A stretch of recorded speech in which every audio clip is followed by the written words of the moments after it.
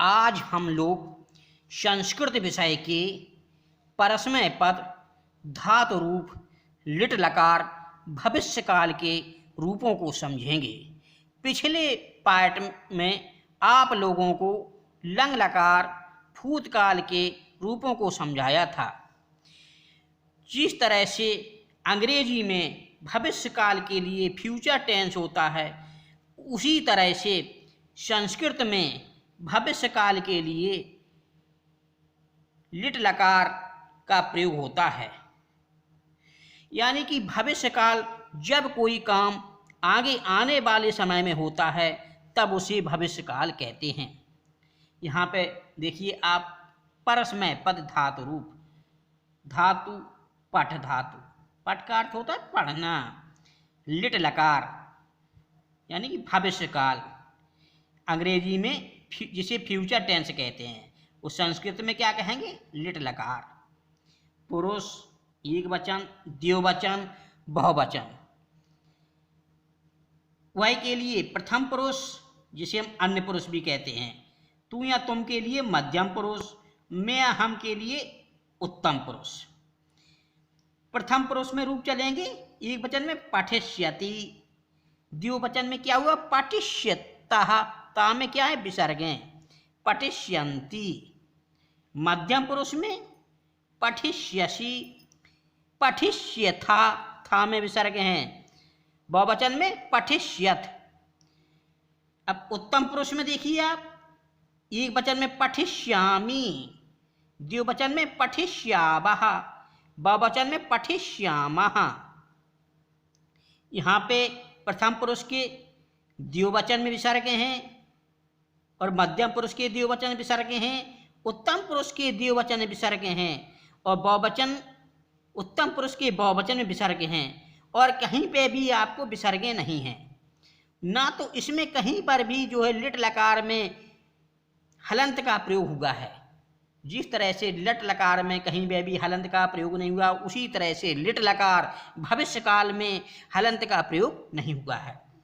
पठ की तरह ही अन्य रूप चलते हैं, जैसे भू धातु, गम धातु, नी धातु, पा धातु, दृश धातु, स्था धातु, अफ धातु, नफ धातु, आप धातु, शक धातु, इस धातु, पृक्ष धातु, कृष धातु, रूप धातु।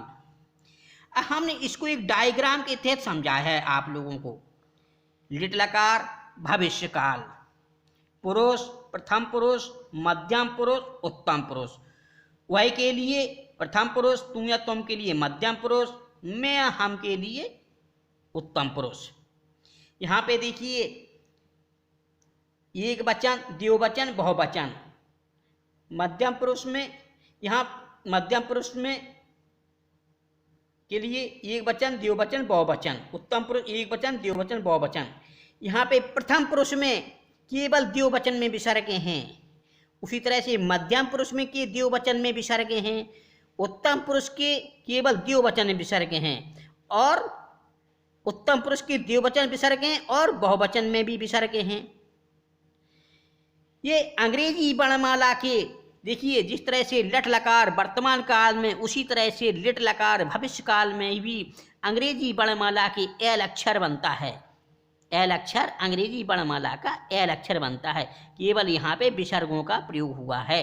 द्विवचन के तीनों में भी प्रथम पुरुष, मध्यम पुरुष, उत्तम पुरुष में विसर्गें और बहुवचन, उत्तम पुरुष के बहुवचन विसर्गें अंग्रेजी वर्णमाला की एल अक्षर बनता है। एक उदाहरण के तहत आप लोग वाक्य समझ लीजिए, प्रयोग करना। पहला वाक्य है वे दोनों पढ़ेंगे, पुल्लिंग में। तो वे दोनों की क्या हुई? सा तौ, यानी कि तौ, तौ माने क्या? वे दोनों पढ़ेंगे। भविष्यकाल की बात हो रही है इसमें, तो क्या होगा? ये प्रथम पुरुष का वाक्य है। प्रथम पुरुष के द्विवचन, प्रथम पुरुष के द्विवचन, द्विवचन में क्या होगा? पठिष्यता, तो तौ पठिष्यता वाक्य बन गया। दूसरा वाक्य आप लोग समझिए, तू पढ़ेगा या तू पढ़ेगी। तो किस तरह की बात हो रही है? ये मध्यम पुरुष की बात हो रही, भविष्य काल की। तू पढ़ेगा या तू पढ़ेगी, भविष्य काल की बात हो रही है। तू की क्या हुई? त्वम। त्वम, और ये मध्यम पुरुष का क्या आया एक वचन में? पठिष्यसि। तो क्या होगा? त्वम पठिष्यसि। इसी तरह से तीसरा उदाहरण देखिए, हम सब पढ़ेंगे।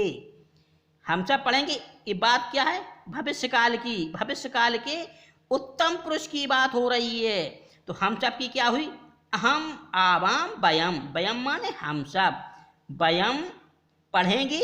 उत्तम पुरुष के जो है बहुवचन में क्या आया? पठिष्यामा। तो वयम पठिष्यामा वाक्य बन गया।